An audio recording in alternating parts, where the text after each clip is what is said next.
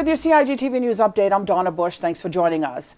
Early Thursday morning, leaders of first responder groups gathered at the Government Administration Building as Hazard Management Cayman Islands joined about 1 million people in the region during a tsunami exercise called Carib Wave. HMCI officials explained exactly what took place. We're using it as an opportunity to look at our response basically for the tourism sector. People are probably wondering, why are you covering the whole island? We've done that in previous exercises, and we recognize the tourist segment is kind of a vulnerable group. They're not as connected to media, radio, or even the Mile Road. So we want to look at, today we've got 15,000 cruise ship passengers in town, thousands of people sitting on our beautiful beaches, and it leaves us, a little bit concerned. In this particular scenario, there's an earthquake which occurs off Panama, and we have 2 hours before a 3 to 9 foot wave impacts the Cayman Islands. It's modeled by NOAA, so it's a realistic scenario. And what would we do if there was a wave coming between 3 and 9 feet in 2 hours? Obviously, that's a huge challenge. So we're looking at terms of, what would the police do in terms of evacuation? How would we communicate to people?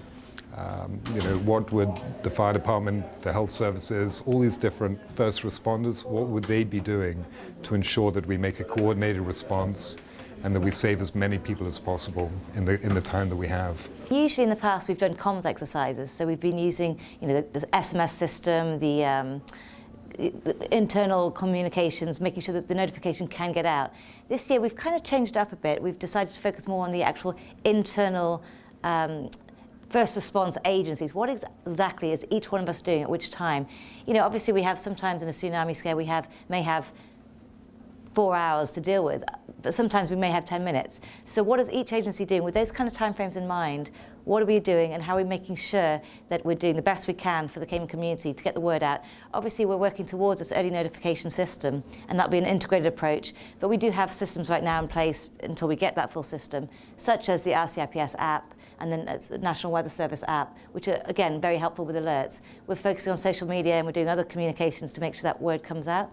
But right now, today, the focus is let's make sure that we have our own house in order, make sure that fire, hazard management, RCIPS, joint communication services and so forth really know what we're doing, and making sure that we can work together and ensure that the response that we do is as effective as possible given the time frame that we might have. And HMCI was established in 2007 and is responsible for the development and review of various hazard plans right here in the Cayman Islands. In previous years, HMCI has used a Carib Wave exercises to test notification procedures to local residents and to validate the issuance of tsunami products from the Pacific Tsunami Warning Center to the local tsunami focal point and national tsunami warning contacts. Now, today's exercise started at 9 in the morning, ending at 12 noon. HMCI regularly participates in a number of exercises of this nature annually, together with other government departments and private sector and community stakeholders, to all ensure an effective multi-agency response to natural disasters and critical incidents. Well, just days after being appointed Deputy Chief Fire Officer for Aviation, Reverend Elliott will now serve as the Acting Chief Fire Officer. Mr. Elliott is the first member of the new senior management team to be appointed to temporarily fulfill the duties and responsibilities of the lead role, and the ministry plans to provide the opportunity to other members of the team while the recruitment exercise for an interim Chief Fire Officer is being conducted. Meantime, Station Officer Gilbert Rankin has been appointed to act in the role of Deputy Chief Fire Officer for Aviation. Ministry leaders explained that the plan is to hire an interim Chief Fire Officer for a one-year period, during which a recruitment exercise will be carried out for the substantive role. A variety of training opportunities will be provided to and offered to fire officers as part of the ministry's ongoing mission to foster an internal culture of leadership development within the fire service. Finally, this Thursday, the National Gallery received financial support from the Ministry of Culture recently. Artwork from 4 local artists was purchased and placed in the National Art Collection at the Gallery. Today we feature another of the 4 artists, Mr. Gordon Solomon. I am primarily oil and canvas artist. I choose the medium because I get a more variety of colors when it comes to oils. Whereas I do use some acrylic, but that's for foundation stuff. And canvas just seems to be the thing that I can get my message across on more than paper and some of these other mediums. So this is a very unique piece. You're not going to find other pieces like this because I kind of went into a thought process with this one. I kind of wanted this one to look a particular way. It's important that we have Caymanian artists in the collection. This is how we're going to build our offerings, because you have to make these purchases so we can give our community and those that come into our community an insight into the talent that we have. So the purchase is for the people. It's good for the artists, but this is going to be around longer than, perhaps I will. And, that's going to travel, it's going to go to different places. And so many people are going to see it, so I'm happy that I can actually be, exposed to a larger audience. Right now, I'm taking a break from, I just did a large series called Life on the Colony. So I'm taking a break from that, and I'm going into a series now called Gold Fields. It's predominantly landscapes. And then I am also going into my dreams. I'm going to be doing a series, a different exhibition coming up maybe next year, yeah, planning for next year.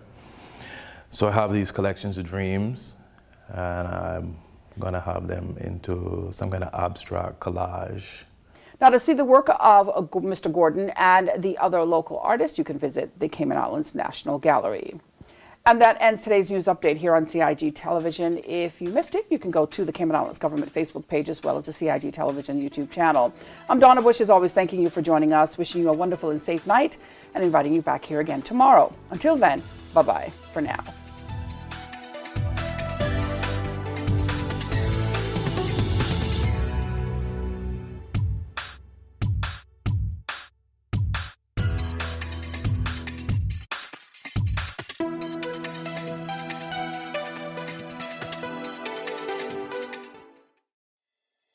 The Esterly-Tibbetts Highway 3-lane roundabout is ready for drivers. It's time to make sure you know how to use it. First, know which exit you need to take. Pay attention to lane arrows and signs. Make sure you use your signal to change lanes or exit the roundabout. To turn left, you always approach in the left-hand lane and indicate left. To drive straight ahead, you need to be looking out for signs and road markings indicating which lane to use. Get in one of the lanes marked with a straight-through arrow. If turning right, you must use the right-hand lane and indicate accordingly. To use the roundabout safely, remember these 3 tips. Know your exit, pick your lane, and signal to make your turn.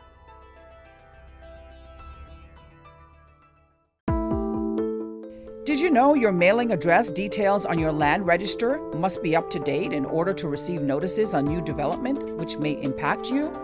Visit Lands and Survey Department to check your mailing address is correct. Did you know that walls, fences located along the road require planning permission no matter the height? You should check with the department as a planning and permit application may be required. Did you know that fences and walls within the high water setback require planning permission no matter the height? You should check with the department as a planning and permit application may be required.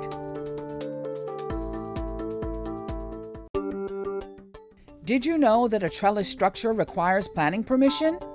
You should check with the department as a planning and permit application may be required.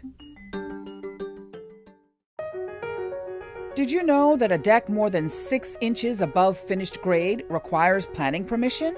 Did you know you should check with the department as a planning and permit application may be required?